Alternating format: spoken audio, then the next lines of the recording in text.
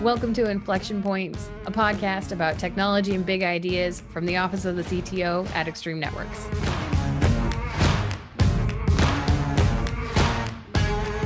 So Tim, as you know, that one of our responsibilities here at the Office of the CTO is to consider upcoming changes in the market and in technology in a variety of different verticals, right? Absolutely. Yep. Right. That's what we're here for. So I was doing my job the other day and thinking about what is changing, particularly in healthcare, because as I was reflecting on what we've done here on the podcast so far is we've talked to a number of different people from different industries, and every industry seems to have found its way to pivot relatively easily. And I'm putting that in air quotes for our friends that can't see me. Right. And so one thing, though, that I was thinking about was healthcare, because I feel like this is an industry that, largely relies on paper. When I go in to the doctor, he's taking down my chart, not in an iPad, but still he's just writing it down. My prescription is still a written little piece of paper that comes to me. Yeah. And how are they going to change as a result of the pandemic? And yeah, I've been kind of toying with that. Yeah, it's interesting. I've been a patient in the past 12 months, and I've seen some changes, right? And some of those changes have been telephone calls, telemedicine, if you will, and video conferencing, and sometimes even faxes have been sent. So there are still ways to go to be able to bring some of these healthcare experiences into the digital age. And I think the pandemic has really caused a significant shift in how healthcare is viewed and how healthcare professionals are viewing that change into new technologies. Yeah. And I think, to your point, I think that the pandemic has forced the healthcare industry to accelerate its adoption of this.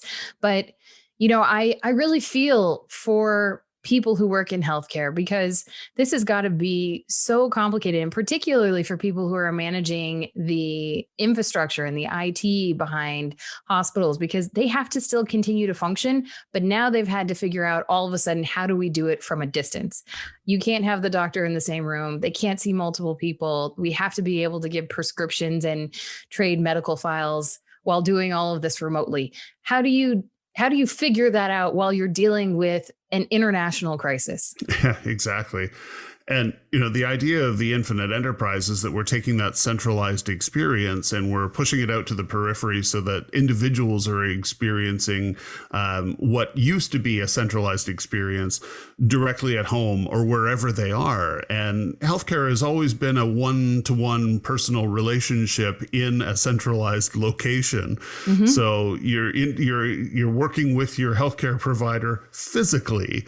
And now that opportunity is somewhat limited. So, how do you turn this thing around? How do you go from an experience that is a physical one-to-one experience in a centralized location and be able to offer that same level of service or even greater when you're at a distance?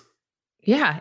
And so I was thinking that, and then I realized I can't answer that. So that's why we decided to bring on our guest today, Doug McDonald, because he is the person that we need to ask this. And we are lucky enough that he's actually on our team here at the Office of the CTO. Absolutely. Yeah. Doug McDonald is a director of technology in the Office of the CTO, and he comes from a healthcare background.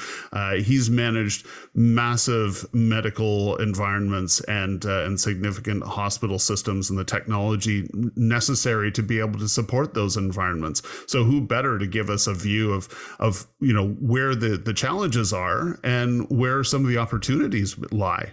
Yeah, I'm really excited to talk to Doug because he is incredibly informed and experienced, as you said. But most importantly, every time I talk to him, I learn something new. Sometimes it's terrifying. Most of the time it's eye-opening. But I am looking forward to this conversation, hopefully with more eye-opening than terrified. Yeah, me too. And I know Doug is fundamentally an optimist. So let's go have a conversation with him about the future of healthcare. Doug, how has the pandemic changed healthcare? It's pretty significant in that the pandemic is a healthcare related issue. But can you tell me, from your experience, how has what are the tactical changes to healthcare since the pandemic was first discovered and sort of set upon us? So thanks, Tim. I get this question a lot, and I'm talking to healthcare organizations around the world, and I'm not a meme guy, but my favorite meme is what drove your digital experience and digital innovation. And it's A, B, C, and D. A, your CEO. B, your CIO. C, your innovations officer, and D, COVID. And I think we're all circling COVID right now, right? It's a crazy time, especially to be in healthcare, right? Our clinicians are the true heroes of our time. I mean, you have these almost warlike activities happening in every hospital across the world right now. There's very few folks that are in that actual war scene, but suddenly it's in your neighborhood, it's down your block. So there's so much that has gone into this, and so much change from a healthcare perspective, but from a technology perspective as well. So if you can kind of explain that a little bit more. So what do you think, particularly in the digital revolution, what are the top three things that have really been accelerated because of the pandemic?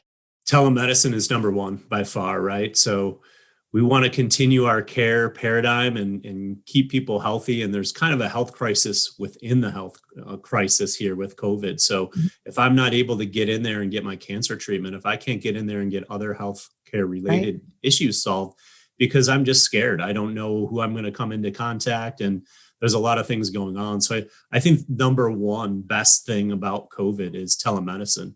So depending on what crazy stats you look at, there's as much as 600% increase across the board. And that's been for a lot of reasons. And we like our regulations in healthcare, and they're for great reasons. But we look at these kind of barriers to entry before. So how do we get this paid for? And before, there was a lot of insurance companies that didn't pay for telemedicine, or paid a certain amount much below what you would see if you came into your healthcare organization. So that stuff has all been changed. A lot of providers very quickly said, we really need to push this forward. And I think that was one of the biggest hurdles with telemedicine is, first, how does the health system get compensated, right? And compensated fairly for their time? So we can put a big checkbox next to that. We're really excited about that. So from there, the other really interesting thing is a lot of this is managed at the state level. So now the new thing is that you're able to get a telemedicine consult with someone that may be out of your state jurisdiction. So that's huge. So now you can start to open things up, and there's a lot of disruptors that are looking at that are very interested in, to be able to provide, multi-state capabilities. And how does that play globally, right? Because, there are issues with regulation, or there are concerns about regulation and how regulation impacts the ability to provide services in the US. But what about globally? As this pandemic is global, are the changes equivalent across the world, or are there different changes and different challenges for different regions from a technology perspective? Yeah, from telemedicine specifically, it's just shot up in a huge percentage. You look at looking at numbers from Asia and the adoption rate of telemedicine there as well. So despite different types of models for insurance providers across the globe, we're really seeing that just increase dramatically.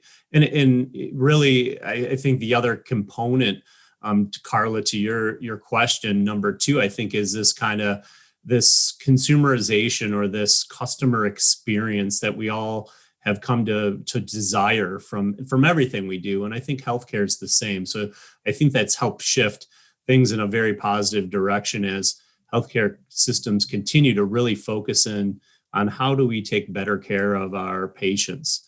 And there's great technology to do that, right? So take us down that road a bit, Doug. What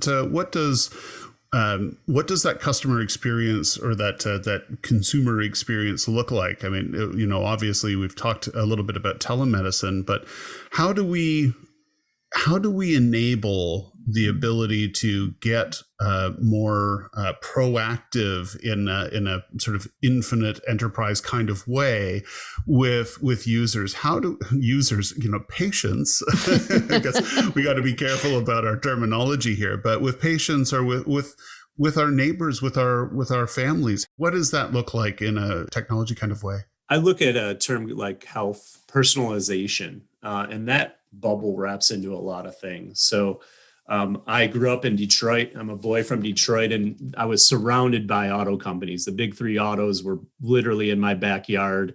The school trip was to the General Motors proving grounds. Like, we eat and live and breathe, autos here. And, you can't help but be passionate about cars and be around all these suppliers and all these big companies. And I took a lot of interest early on into just how do these things work? And one thing that resonated with me, and I'm not talking about these autonomous vehicles and these super smart, LiDAR enabled, autonomous driving cars of the future. I'm talking about cars for the last few decades and their sensor capabilities. And sensor on, let's say, the suspension of my car that I have now, it's not that fancy, but there's 500 readings per second that go back to the computer for that car. So when I start to think about how we can customize and advance the capabilities in healthcare, I say, why don't we have the service engine light soon? I mean, we have these supercomputers, most of us on our belts. We have this capability to take all sorts of interesting readings and Bluetooth and all these neat capabilities to get data into into the phone. And from there, we can use 4G or 5G or whatever technology is available, Wi-Fi, and beam this into the cloud and start to do some really amazing things. So I think the future of this ability to have a more customized healthcare and quite frankly, a better way of serving healthcare will be to figure out how we get from A to B. Now we have some consumerized wearables, and I love my Apple Watch for fitness and these great things, and I track my sleep. But where do we go from here? So I think that's the really exciting thing. Right now, if we have trouble, we have a heart attack, we're having chest pains, and we're falling, we can't get up, and we go to the hospital then. Right. So why not have that device, that's on you that can contact your care team, that can give you some warnings that say, hey, change oil soon or service engine soon. So I think that's really interesting. And by the way, my Apple Watch always yells at me for never reaching my stand goal, or lately my exercise goal for that matter. Mine gave up. But so the thing that makes me wonder is that we have all of this data, right? We have the beginning of, Apple Watches being able to collect all of this information that can then go to your care team. But the question is, who's going to analyze that data? How does an industry that is still, in some cases using fax machines or notepads, how do they go from taking this data and then making sure that they analyze it for actual insights? Because I can't imagine my doctor has the time to sit around and go, oh, Carla hasn't stood in the last 5 hours. She's been on Zoom. So this could be bad. How do we get to that check engine light state? Yeah, great question, Carla. And I think it's most exciting about kind of the infinite enterprise and connecting from anywhere in the future of healthcare, I think, is AI. And AI, take your tinfoil hats off for a moment. I know we're not talking about replacing our doctors tomorrow, and AI is going to be your doctor it's going to be a doctor bot, and you can text it, it's going to diagnose you, and it's going to be magical.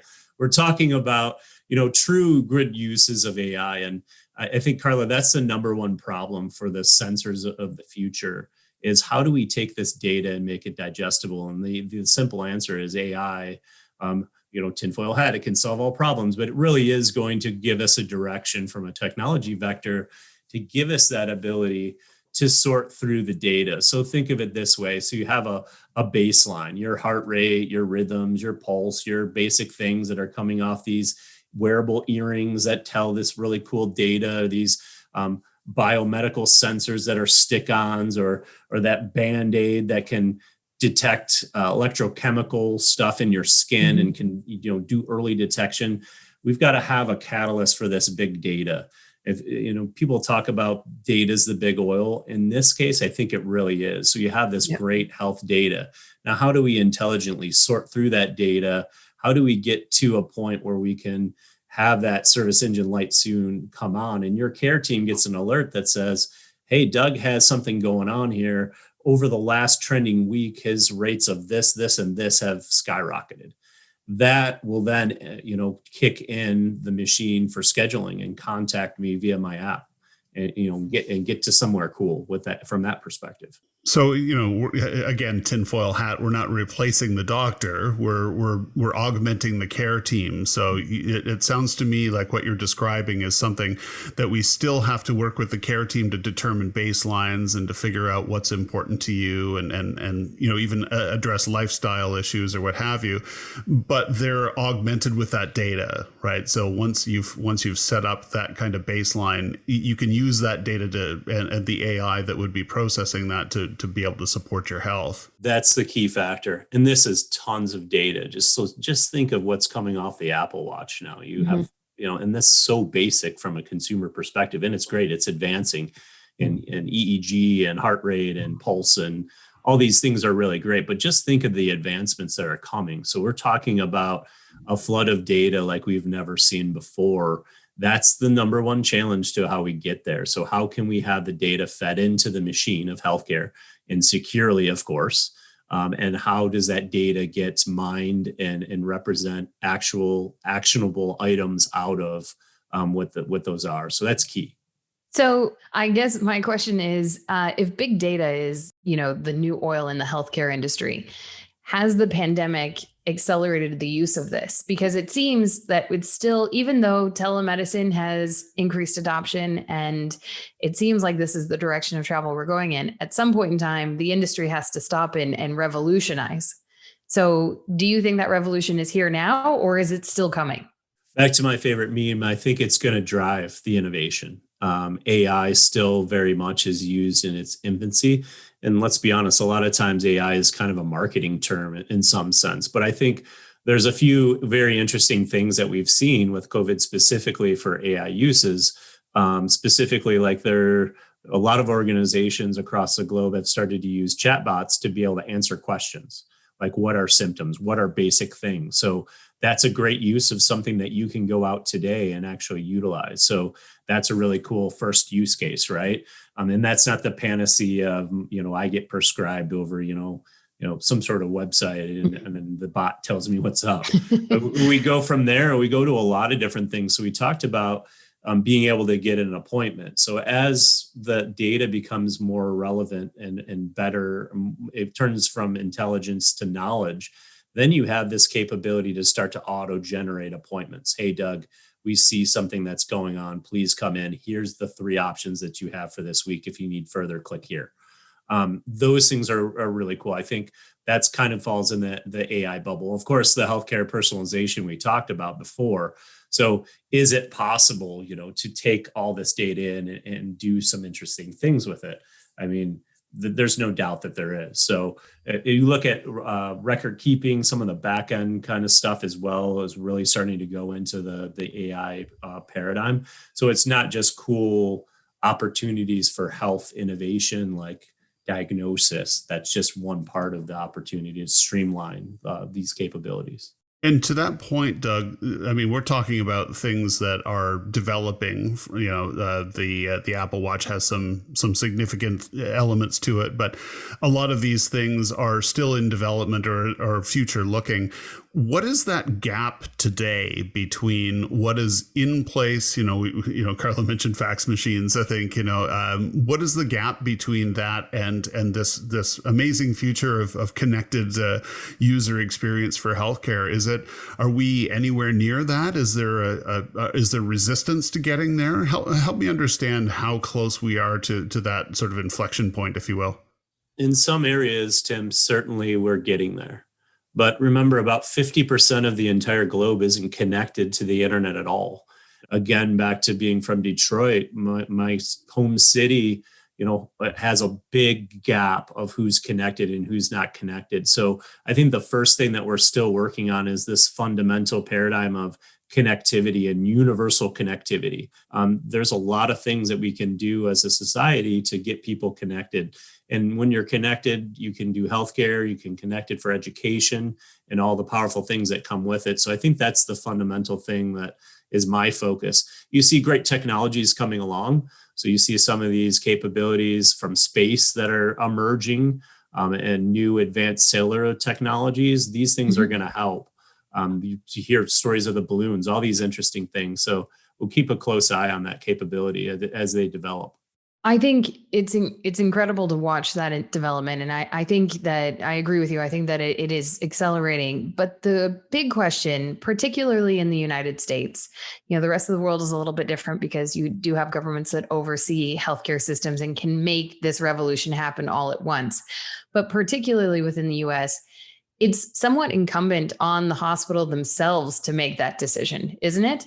Or do you feel like the customer demand will be there so that the hospital will have to do it? How do you continue to help care for people while you have to go through this IT revolution? And also, it's not standardized, particularly in the United States example, but actually it's up to private healthcare to make that decision.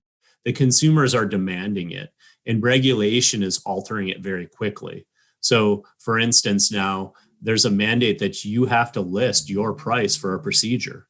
So I can go and I can actually start shopping that this knee replacement costs me X over here and Y over there. And, that starts to give the consumers a lot more opportunity to make informed decisions, for sure.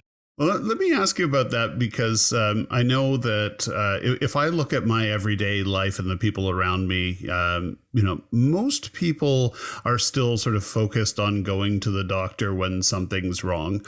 Do you see a fundamental shift in people starting to take that proactivity seriously? Are people actually asking these environments to change? Because as I've got an Apple Watch and it's monitoring me and I can do ECGs and stuff on it, and that's great. There's still a sort of technology gap between getting that stuff into my doctor. But are you seeing a sense of wanting to adopt a deeper integration into the body for these types of things? Yeah, absolutely. If you look at some of the major medical device manufacturers, they are increasingly adding capabilities that are connected capabilities. They're increasingly making them smaller. They're increasingly getting better battery life. It's only a matter of time. So bringing all the data in is the biggest problem to solve with this, connected health panacea, if you will.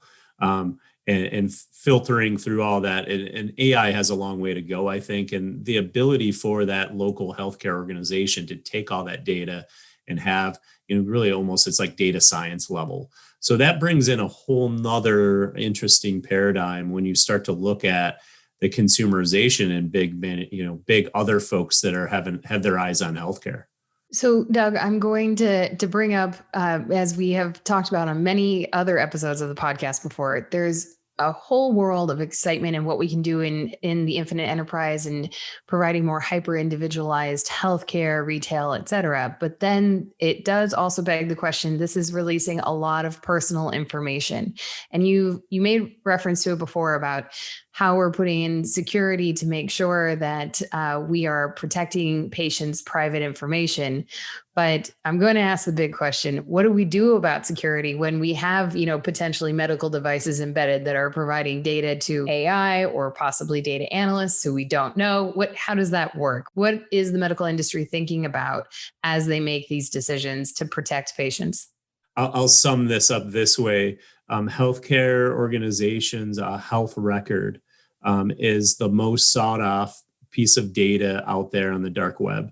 So say, and there's a number, TrustWave, for instance, says $250 per patient record.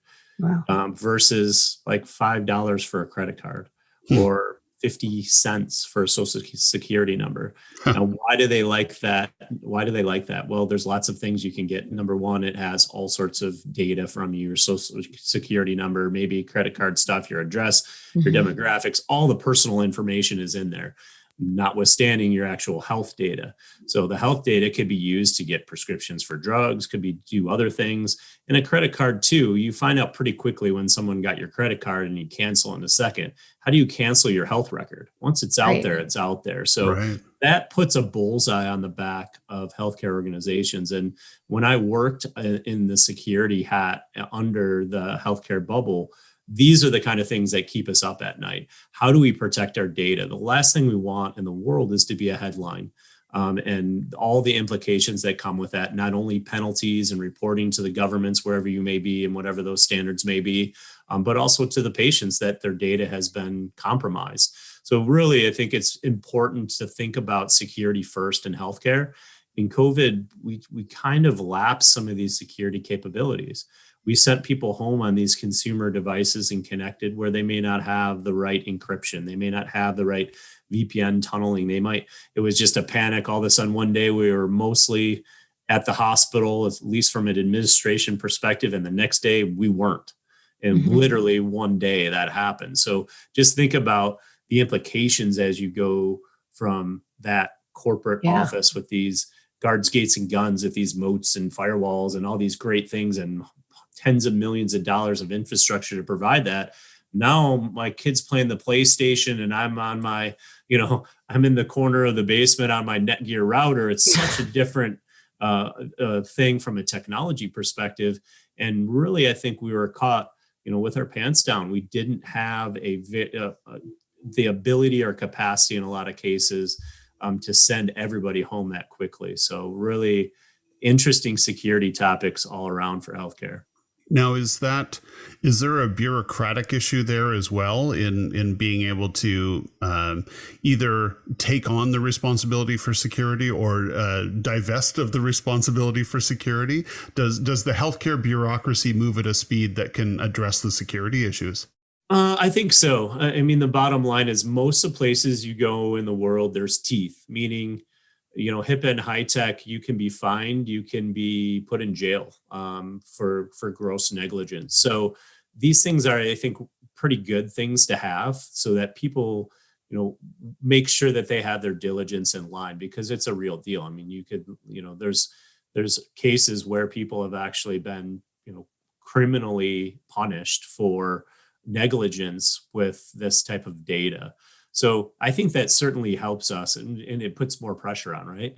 We've got to get this right. Ultimately, all healthcare organizations want to protect your data, are using multiple layers of security that's top of mind and where most of the healthcare spending is going. And looking at data, about 40% of CIOs are looking to invest their number one budget line item in some sort of security capabilities.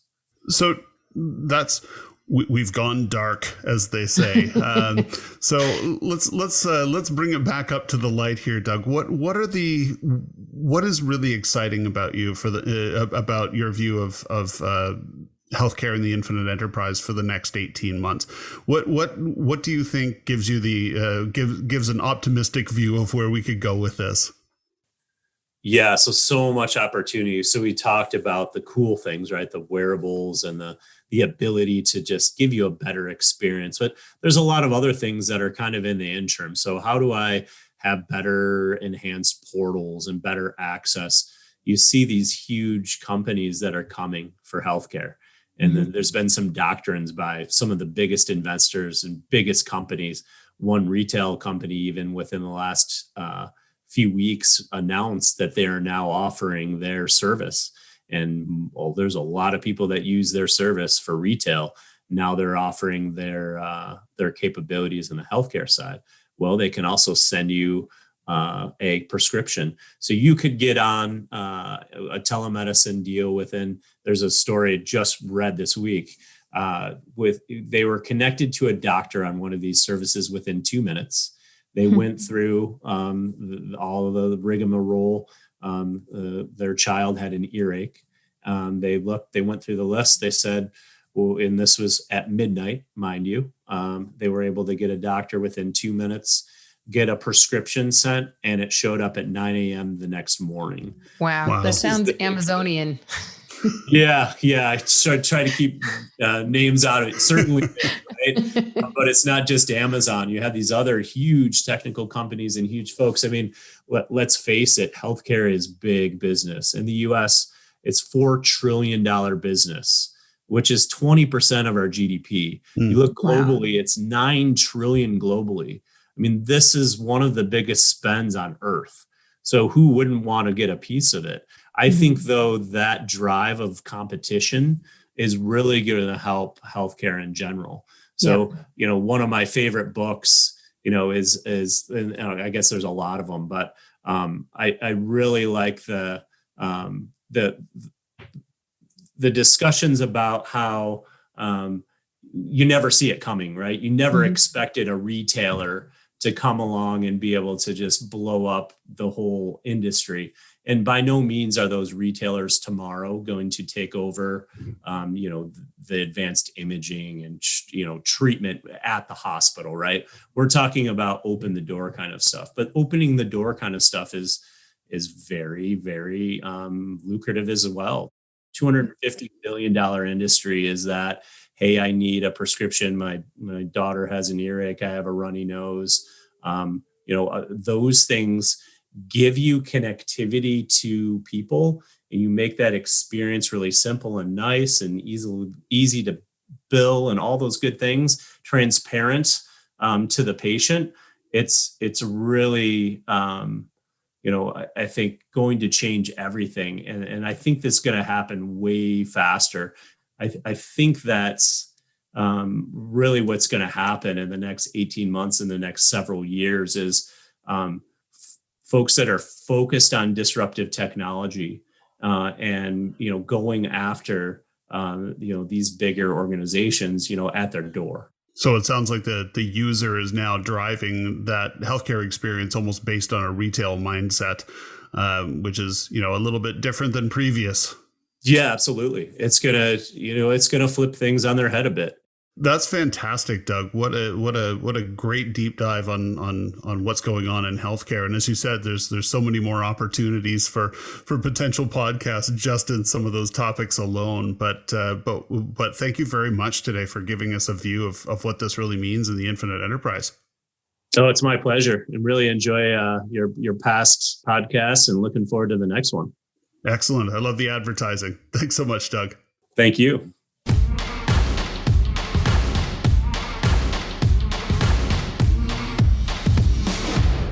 Carla, what I take away from that, amongst all of the many things, is that healthcare really needs to make a significant change from a reactive environment to a proactive environment. Not that suggesting that they're not proactive today, but the pandemic has really made that a significant factor in how healthcare is delivered. Yeah, I agree with you. And to your point, not that it isn't proactive today, but it's a fundamental shift. But I think, something else that stuck out to me was that there's still a tremendous amount of work to do. And there were 2 points that really stuck with me that need to be sorted out in order for healthcare to make that proactive shift. One is security. Security underpins all of that. That was my takeaway from Doug. And if we're going to be exchanging data and important information virtually, it has to be secure. Yeah, and that security is fundamental to being able to have all of that data and to be able to process all that data. So once again, the doctor isn't sitting there with thousands of screens and monitoring you constantly throughout the day, but having the systems be secure enough to be able to hold that healthcare data for you, and for you to be confident that the system can do that securely, and then to be able to feed that information to your healthcare providers so that they have something from which they can work. And that was my second point. Exactly.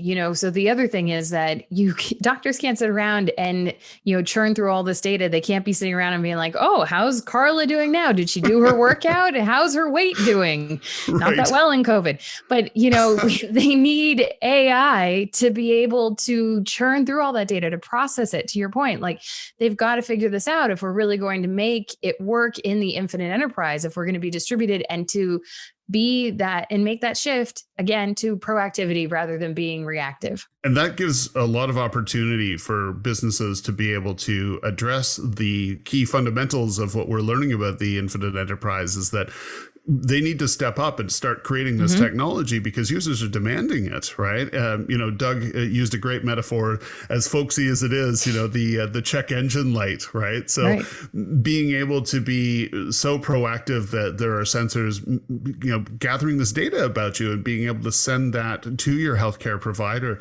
And I don't know about you, but I wear an Apple Watch and it can detect my heart rate and I can do ECGs and that's a great start. But there's so much more that could be done to be able to make sure that my health is protected and that things are being detected well in advance, hopefully, of a health issue that involves me having to go into the hospital or to be taken care of in some way.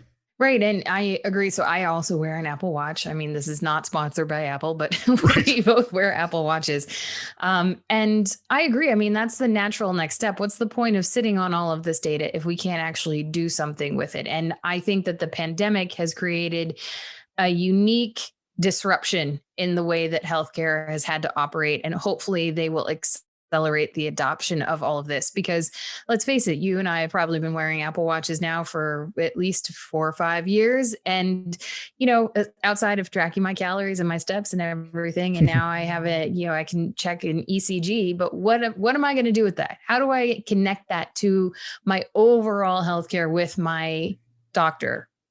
Right. What's the next step? And I think now any company that solves these issues around security and data processing, they're going to win in the infinite enterprise. They're going to accelerate this and really address, the next generation, even our generations that are saying, hey, what can we do with this? But the next generation is going to go, I want everything tailored to me. And I want to know exactly when there's going to be a problem. And that's something we've been learning about the current generations and the next generations, is their desire to have that tailored experience and the experience that works best for them. Healthcare has been fantastic in the changes over the years and being able to provide support for us and to be able to make sure that we're taken care of. But now it's about getting to it before that becomes a problem. We need that efficiency. We need that opportunity to be healthier and better, because we're making minor adjustments before we end up in a hospital, which is very costly and very, very challenging for the healthcare system to be able to predict.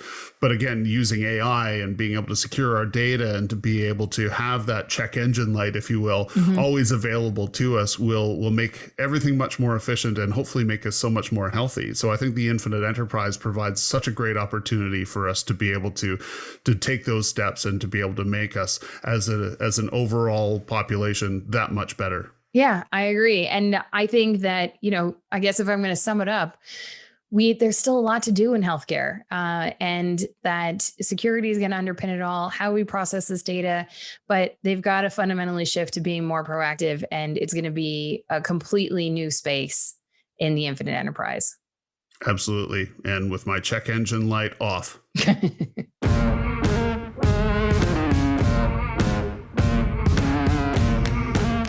Join us on the next episode of Inflection Points, where we get a chance to tackle the discussion on workplaces, workspaces, diversity, and inclusion in the infinite enterprise.